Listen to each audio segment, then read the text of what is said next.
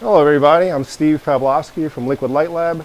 Thanks for tuning in. Welcome to my secret underground laboratory here in a nondescript basement in Queens. I'm here with Jonah Levy of The Cell, and today we'll be doing In Conversation with Liquid Light Lab. So I'm going to talk a little bit about my process and gear, some of the historical foundations of the work that I do, and we're also going to open it up to questions afterwards.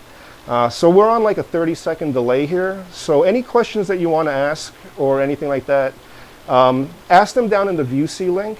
Jonah's here with me. He's going to be moderating. Yeah, ask away, you know.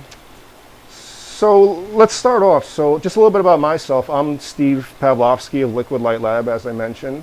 I've been doing psychedelic light shows and visuals for bands and art for about 14 years now. I've worked with a lot of rock bands. I've also been on TV and done some stuff in movies, done some stuff with some museums and educational centers. Some of like the bigger bands that I worked with and more known shows have been the Allman Brothers at Madison Square Garden. We did that literally the day before quarantine, so I think it was like the last big rock and roll show on earth that we did. I've worked with members of Pink Floyd, members of the Grateful Dead, some other contemporary bands, War on Drugs, Antibalas, Wise Blood, and you know, Gene Ween, you know, just a lot of musicians that we can go down the list down. Some of the stuff that I've done on TV have been with like HBO. I've done stuff with High Maintenance. I also did some stuff for Euphoria. I worked on their Hollywood launch. Doing visuals. Drake was there. So anyway, so the type of work that I do started in the 1960s with the Psychedelic Light Shows. And here we got some slides going, and we just going to show you these light shows started off, you know, sort of like out of necessity. There wasn't really much stage lighting. Rock and roll was very much in its embryonic stage, so there was a lot of experimentation, a lot of DIY. A lot of, you know, pioneering that went on in this era. And you can see from these light shows, some of them were pretty massive. Those are all slide projectors, they're overhead projectors, they're film projectors. And then within that, there's liquids, there's all sorts of optical modulation going on. And basically what it allowed was an artist or a few different artists to, in real time, create a light show that went along with the music. It would accent the music. It would, you know, it also make the musicians look cool, and it would just create an emotion and a feeling within the room. Now, this was a huge part of rock and roll for, especially in this embryonic stage. You know, it came out of the beat era, so there were some artists such as Elias Romero, and who was a beat, and eventually, you know, came into the hippies in San Francisco. But it was a huge part of rock and roll. And if you look at the old rock posters, all of these, it's a little hard to see on the screen, but every single one of these posters has the light show named. You know, it wasn't something that was just like a technical thing. It was a real art that was part of it. And the light shows got a lot of cred. You know, both on billing, they got the marquees, you know, liner notes would mention the light show of, you know, if there was photographs of them. And they work with some pretty big names. You can see, you know, the Grateful Dead, Jimi Hendrix, the Doors. I mean, these are absolute rock legends. So that was like a big thing. And it kind of went on from maybe like 65 to like, I guess 72 at its heyday. There was a lot of light shows going around. It happened worldwide. You know, and then just like styles and aesthetics changed, culture changed, technology changed. Rock and roll also became really big. It was no longer this thing that you would have in a small club. Back then, those clubs were like the Fillmores, which were like 2,000-3,000 people tops, you know, and then in 10 years, rock and roll goes to like arenas. So, you know, money changes things, and that, you know, egos and all that, things went a little different. But so the artwork that I do is very much, you know, comes from that. And one more thing about the history, let's just talk about a couple of key people. Bill Ham, right, probably in like the mid-63 or et cetera, he could be the first person to be considered like a psychedelic light show. He influenced everybody in the Bay Area. He was taught by Elias Romero, but then he went on to pioneer the use of the overhead projector and create light shows. Next person in the Bay Area would have also been Glenn McKay. Glenn McKay and also working with Jerry Abrams formed the Headlights, and they were a huge influence for artists all over. They also incorporated a lot of color wheels and film and slides and really cool optical tricks with projectors. And one of the things that why they're so important, especially Glenn McKay, is that he toured with Jefferson Airplane and toured all around the country and the world. And so when he would go to these different cities, he would meet other light show artists. And, you know, they trade secrets, they talk, you know, they were, you know, San Francisco was the happening back then, so they would spread that to other places. And, you know, even going on to England and London, Glenn McKay would tour and meet all these other artists and sort of exchange ideas. One more person I'm going to talk about, or a group of people, was the Joshua Light Show. And here's some images of them. Actually, let's go back one. Yeah, here we go. So this is the Joshua Light Show. So they started off in the Fillmore East. It was run by Joshua White. And they were a bunch of film students and theater students.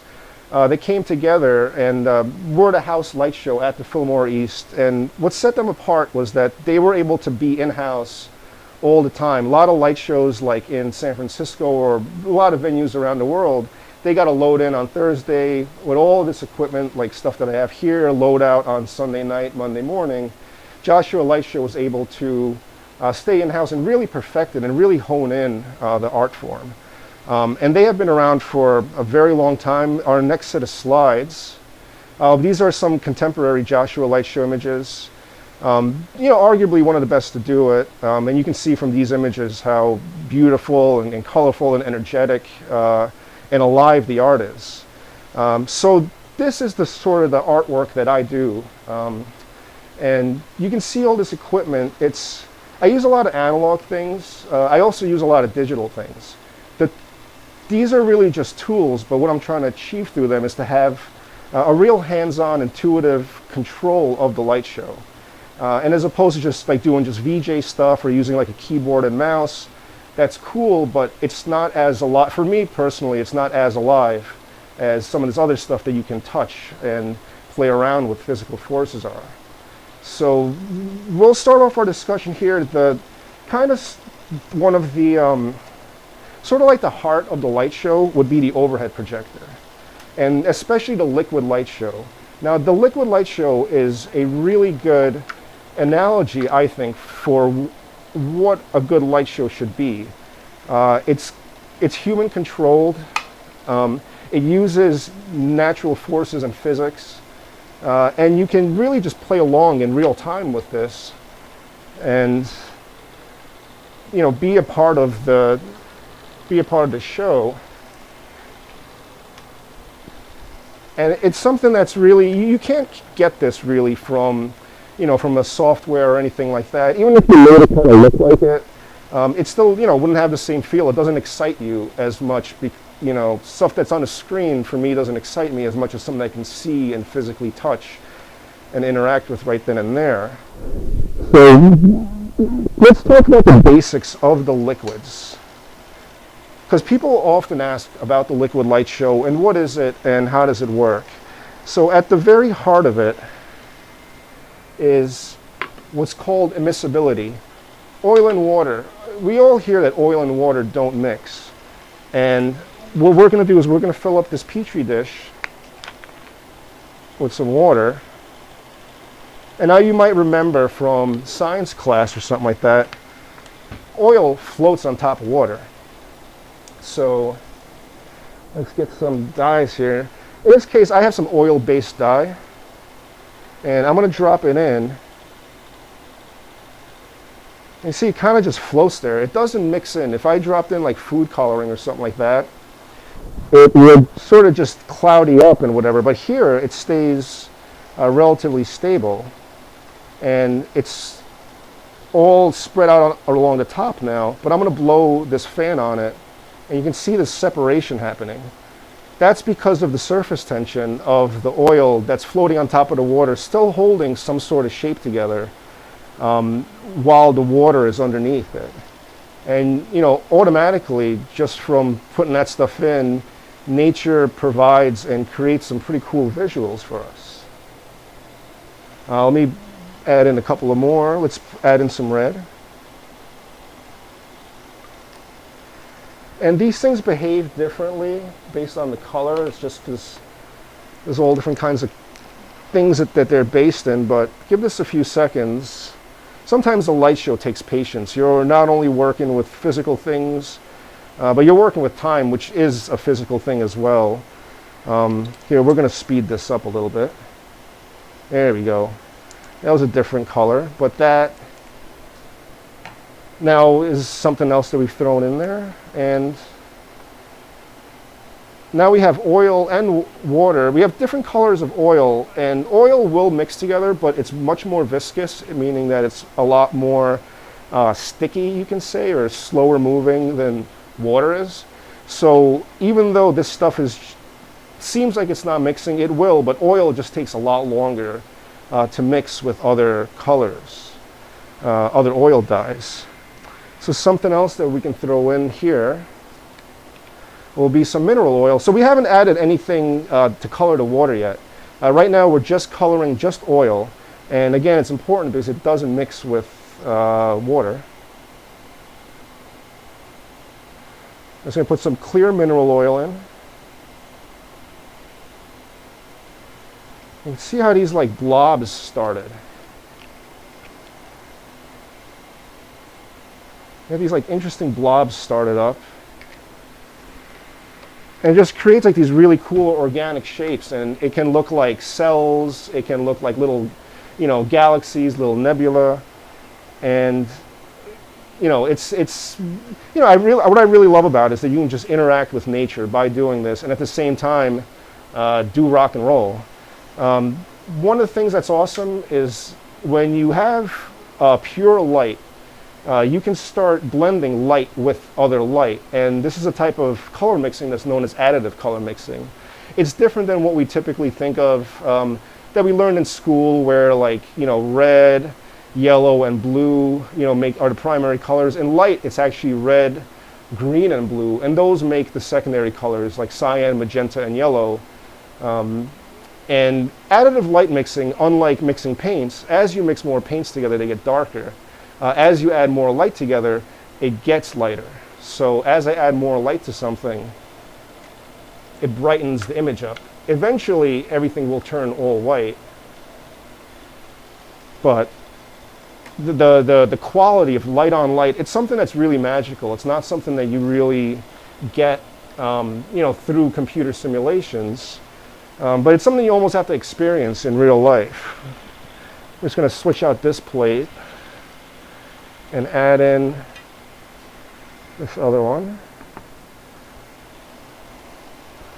So there's like really cool things that you can do with liquids. This here is called a squash plate.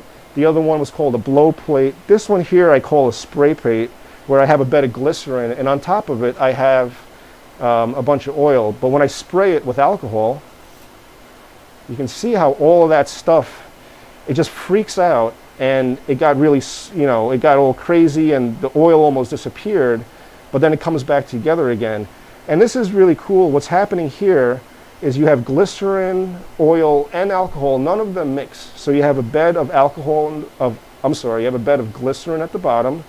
You have oil on top, but when I spread it, or when I spray it with the alcohol, the surface tension of the alcohol breaks up the oil into all of these little things. But the alcohol is also evaporating at the same time. So while the alcohol is evaporating, it sort of releases that surface tension and allows the oil to come back together again.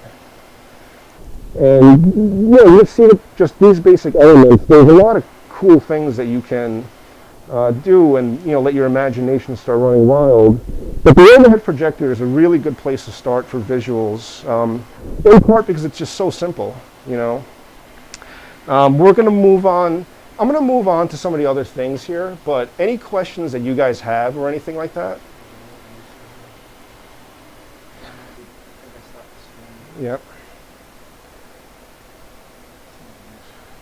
Hold on. No, it's still going. Sorry, we're getting some technical difficulties here. Try the other camera.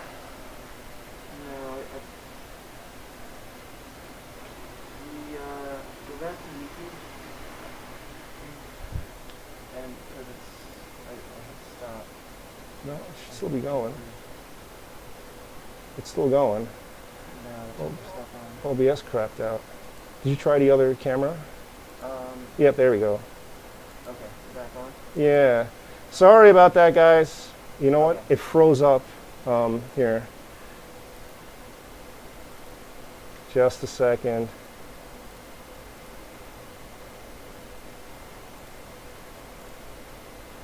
Pull that thing out again. Yeah. Yeah.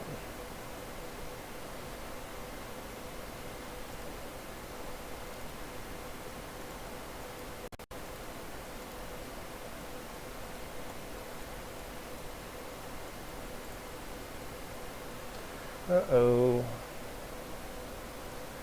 So maybe I'll just talk into the other camera.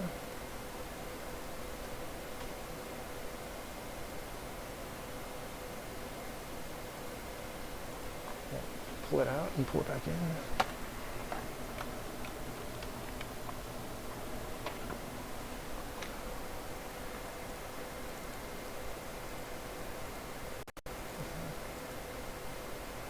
There we go.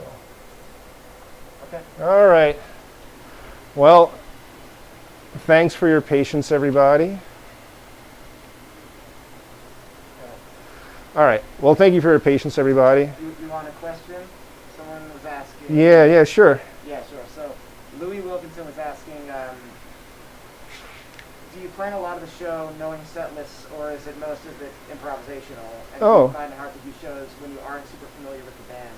Oh, good, very good question. So the question is essentially how much of it is improvised, how much of it do you know ahead of time? Most of the time, almost nothing. I very much am into improvising and doing it on the spot and really just going by feeling. Certain shows, we'll practice the music ahead of time if it's like a high stakes show. But in a live setting, you never really know what's going to happen. And especially a lot of musicians that I play with, there's a lot of improvisation on their part. So yeah, very little do I might be familiar with the music, but I just go with it and improvise on the spot. All right. So we'll come, any questions you have about the liquids or anything like that, feel free to ask me. We'll try to make some plates later. But I want to continue going on with my setup here. One of the things that I also like to use are slides. And I have a really cool collection of these really cool slides that somebody passed down to me. An old artist friend, Bob Lewis, passed away about a year or so ago. And he left me his entire light show, including a lot of these slides. These are all handmade slides dating back to the 1950s in London. And he gave me this massive collection that I like to use. And what they are is these particular slides that I'm using are black and white slides, at least in this tray. So I have these various black and white slides. But the color is happening because I have this color wheel right over here, and this is a bunch of gels that are taped to a spinning plexiglass disc, and a motor and a little contraption that I made. And I built this myself. Most of this stuff is modified in one way or another. It's one of the things I really like about light shows is that you can be not only an artist but also be an engineer. Sort of have like a Renaissance person's approach to it. And these slides are, being modulated. Their color is passing through these gels, and they're sort of altering what they do, and they're creating a bit of motion in a slide that is otherwise still. So this slide isn't actually moving, but because the color wheel is spinning in front of it, it sort of has some bit of animation going on to it. And let me set these up and run this on a little timer. What I have here is a dissolve. So this is like an old school, let me see if I can get the light over here. This little button right here, this was the height of technology in like 1982. This is an analog device that's moving these slides. And so now we just have them automated. One of the other things that I really like to use are these wheels. This one here, we call this a Candela wheel. And what it is, it's a modified version of a classic warp wheel. And what's happening is, as the light passes through it, the plexiglass shapes and refracts the light and creates all this other motion within it. So let me pull this down.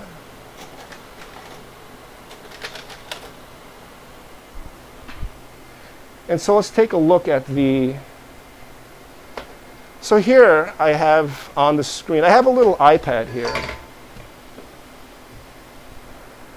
And this iPad just has some pattern generating programs that I can, I have different parameters and I can change the different, the colors of it or the width, etc. But it's kind of boring on its own. It's kind of stale. And if you look at it, it's sort of this just like whatever. It's like, just some spinning circles. But if I pull the warp wheel, the Candela wheel in front of it, now it suddenly gets this like really cool ghostly moving around thing, and suddenly breathes life into it. Let me do one more with this. And it also has a secondary effect where if you look at the ceiling over here, the light as well not only gets refracted as it goes through the beam, but it also ends up on the ceiling. And that creates all these like really cool Lumia effects. Let me get something. Oh. So you can see like these like Lumia effects that start happening on the ceiling from the secondary refraction. I want to show off one more. What I think, how you can take. You can take this as this like really boring thing. It's kind of cool. Like I have this iPad here, and I can touch the screen, and I can make this, these line patterns happen. But it's kind of cold. It's still, it's still kind of cold. It's the resolution of it. If you look at it, there's a lot of pixels in the screen, and it looks like it's coming out of a computer. But if I add this ripple wheel in front of it, suddenly I took that boring old, static thing and just made it come alive. There's a lot more etherealness to it, and it's got a lot more emotion, I think, than what just the cold computerized stuff would have done. And so let's move on to the next thing here. So I'm not anti-computers, I'm not anti-VJ stuff, I'm not anti, digital stuff. I incorporate technology into my life all the time. And it's important to do that. You can't escape it. We're not going to ever go back. But I think that the trick is to incorporate the things that worked, pre-computers or work in an analog way, and incorporate them as a hybrid along with an analog, with a digital system. What I have here is a common VJ program. It's called Resolume. And what it allows me to do is allows me to take clips that I have recorded, and I can start with these faders bringing them in one by one. And I can change the colors of them. This is all artwork that I've made. I rarely use artwork that I didn't make. But I can bring this stuff in. I have these, I can do some color changes. I can speed it up. I can slow it down. And there's some effects as well that you can use on it. For instance, the mirroring. This is kind of like a classic thing where you just split the screen, but it does kind of give it this like mandala-like effect. You also have some other effects. I can do like some video feedback. I am addicted to video feedback, and we're going to get onto some analog feedback in a little bit, but there's just these cool effects that you can add to it, and really, you have a lot of control over it. So when I, do my live shows, I like to have a computer there because there's just so much control. over what I can make happen. There's still a degree of randomness, but it's a bit more predictable.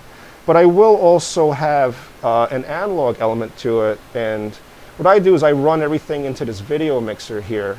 So the computer goes into the video mixer, but on the other side I have a camera. And for, let's say, a bigger show, because you can't really use a overhead projector past a certain point. You know, they're not that bright, their throw isn't that much. But what you can do is you can take something like a light table, take those oils and put them underneath the camera. And it essentially is the same thing as an overhead projector, but instead of a lens and a mirror, it's a camera that's picking it up that goes through, in this case, a video mixer, or you can capture into your VJ software, and you can capture into your VJ software and send it out through a projector. And so this is a way for me to have the best of both worlds. I can have both a computer and as well have the option of some live analog stuff to go along with it. Here as well, I also like to put in, instead of bottom lighting, the stuff like the oil, like with the oils. So I also like to add in some of this top lit shiny stuff. Let's see, just give us 1 second. We got some, yeah, that thing can't be pulled. So, just a second.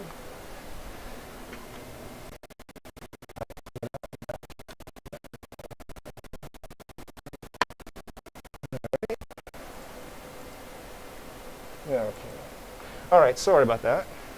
So anyway, so I got these oils over here that go up through a camera and then go out to the screen or through a video mixer. With the video mixer, I can also change the colors of them as well, and I have some effects that I can do to get some like more precise image control. Or I can move the camera. I have this on a Lazy Susan and bring it into this top lit situation where I have all these like shiny things. And so I can still use the light that's reflected from all of these things and also color them with some lights or warp it with this piece of glass, which is also pretty cool.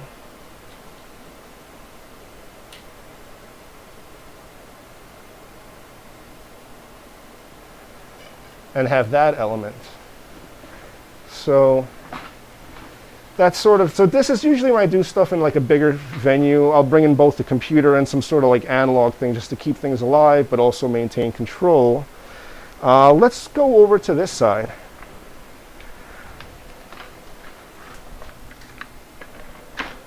Now, this is absolutely one of my favorite things in the world to do. In addition to liquids, this is video feedback, and I think that it's probably one of the most psychedelic things ever to come out. What it basically is I have a TV screen here, and this thing is a camera. This is actually also another way to do a liquid show if you wanted to. This thing is basically a primitive version of this setup that I have here. You might have actually noticed this model in the OJ trial. This is claim to fame, but you can take those liquids and put it on top of here, and you have a camera that comes out and picks it up, and it runs through a video mixer. Let me swap the projector real quick and get a little bit more into how this works. So I have here a visual presenter with a TV that's hooked up to it, but it's also running through a video mixer. And what this is creating is a feedback loop. So the camera is picking up what the TV is showing it, but the TV is showing it what the camera is showing it. It's as weird as it sounds. And it's sort of like a mirror looking at a mirror. If you ever seen something like that, and you'll start getting these like trails off of stuff. And while I'm in that feedback loop, other things like, for instance, this light gets trapped in that feedback loop. This particular model that I have allows me to change the colors. So I can change the colors. I can also rotate the head. And as you start spinning it, it'll create all these crazy spirals inside of it. And because that original light or image that was trapped in there, it's still in there, it's just being modulated by the feedback loop changing. And this, once you start adding in, you can get some really cool effects with just the, just the basic color knobs. But as you start adding in a video mixer or some sort of like manipulation tools, you can start to get some cool effects like this. What I did is I added a positive and negative effect to it, and every time the feedback loop goes through itself, it's being negated. So it's going in this way and negative coming out, but that negative is then being negative again, et cetera, et cetera. So it starts creating all these crazy shapes and trails, and these stripes happen. You can add in some mirroring effect like we showed before. Let me get that down. Oh, let me remove that. So I find that the candela wheel doesn't work as well on that, but by itself, this thing is really cool because it's really just using mathematics and geometries, and essentially it's the same thing as a fractal. The mathematics of a fractal is that the output of the equation goes back into the input. And that's literally what's going on here. The output, which is the screen, which is the end of the equation, is going back up into the camera. There's some sort of, functions going on here, and it comes back. And you can like literally just play around with this all day and never find any end to the patterns and wonderful things that you'll discover in the world of video feedback. Here I have something similar, which is a color corrector. It's an old school Radio Shack color corrector, but instead of it being done optically with a camera and screen like here, this thing is just signal based. So the output of this is going into the video mixer, and the output of the video mixer is going into the input. And what that does is that it starts freaking out the signal, and you start forcing out all these like really pretty rainbows and really interesting, intense psychedelic effects through doing that. And all you're really doing is just taking a color corrector and running the output into the input through the video mixer, and it starts generating all these patterns. And again, none of these patterns will ever repeat, just like the liquids. You can get something close to it, you can get a similar thing, but the exact pattern will never be repeated again. So that's that, and I don't know. Some questions? Yeah, let's move on to some questions. I hope hope you guys are all enjoying the live stream here. If you like the color palette or mix in a plate, can you save it in a jar to use another time? Oh, if you like the color palette or the plate, can you save it and mix and save it in the jar to reuse again? No, not really, because there's a lot of stuff with the liquids. While they're mixing in together, or while they're kind of fresh, they have a certain quality. They do get stale after a while. There's certain stuff that you could do it, but there's a lot of while you're building a plate stuff that happens that's really cool. And You want to talk to the camera? yeah, so we're just going to go to this camera because we are having a little bit of technical problems, but let's see.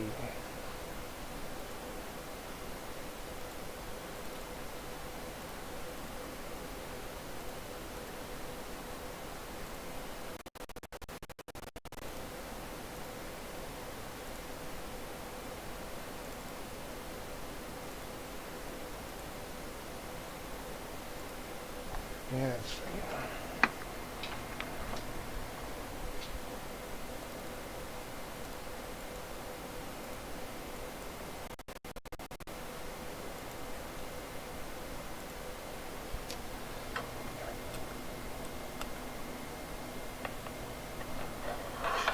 Oops.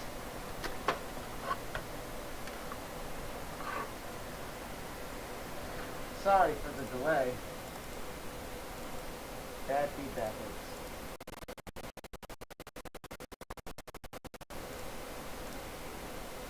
Okay. All right. All right. Just be, yeah, so we won't move the camera anymore, and we're just going to answer questions. Thank you so much for bearing with us. You know, live streaming during the days of COVID is not a perfected art as of yet. Are there any colors you avoid using in a performance? Are there any colors that you avoid using in a performance? I try to avoid white, yeah, because once you have white, you can't see anything. So black is my friend, because as you have black, light will shine through darkness. Once you have white on there, it kind of kills the image or any color that you have. So yeah, definitely white is a thing I avoid. Have overhead projectors moved to LED or laser-driven light sources? Have overhead projectors moved to LED or laser-driven light sources? I have some friends who have modified them. Graham Walford from Heavy Light in Vermont has done it. And there's a couple of home hobbyists, or I don't want to say hobbyists, these are serious people. There's home enthusiasts or home, just light shows out there that have done it. And so, but on a commercial level, no. The overhead projector, I can't say when the last one was made, but nobody makes them anymore. It's just not, it went to this thing here, which was the visual presenter. And then, now you have sort of like just a little camera on a stand. But no, nobody uses an overhead projector anymore. How do you see visual projection art evolving in the future, and what sort of new technologies are you excited to work with? Yeah, what sort of, where do you see light show technology heading in the future, and what am I excited to work with? What I am hoping for is that more of a hybrid of analog or human-controlled stuff comes together, where not just the computer is doing all the work, but there's something, outside of the zeros and ones that's making stuff happen. And I do see, analog elements where people are like, for instance, the latest, or the iPhone, a year or two ago, it had a liquid, sort of like a liquid artwork screen, or in their advertising, and that was actually filmed live, but then modified digitally to make it look a little bit better. So that's something that'll happen. But as far as hardcore technology, I think AI is going to take place where, or become some sort of a thing where you can have a camera look at a screen. See, what I would use for upcoming technology is if I was able to get an AI with a camera that would look at the screen and watch me do my visuals, and I would train the AI based on the visuals that I do to know my process, or approximate it as best as an AI can, and then work in tandem with the AI. So a lot of the legwork, a lot of the things that are, really time consuming, or, and et cetera, or just menial tasks, I would train the AI to do that for me, absolutely. And then take over the, the human part of it. Yeah. Cool.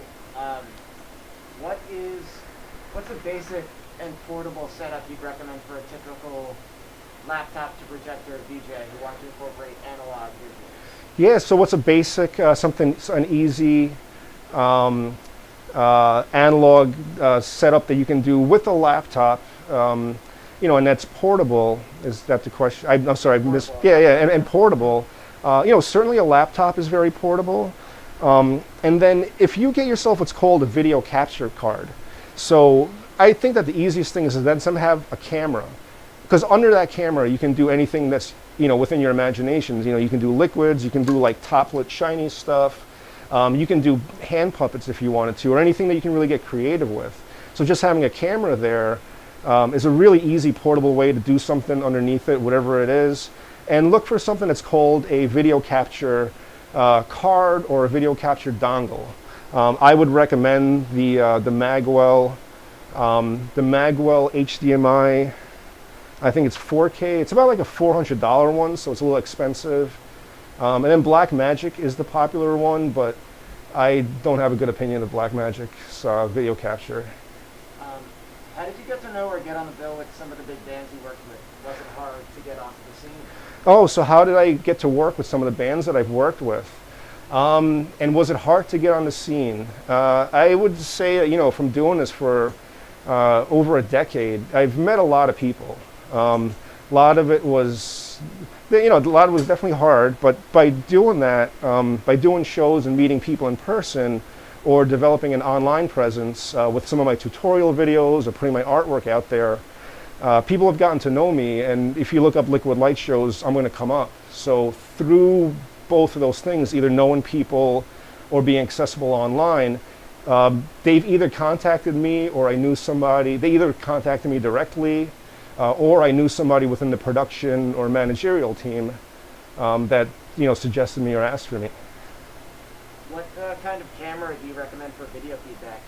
Oh, camera for video feedback.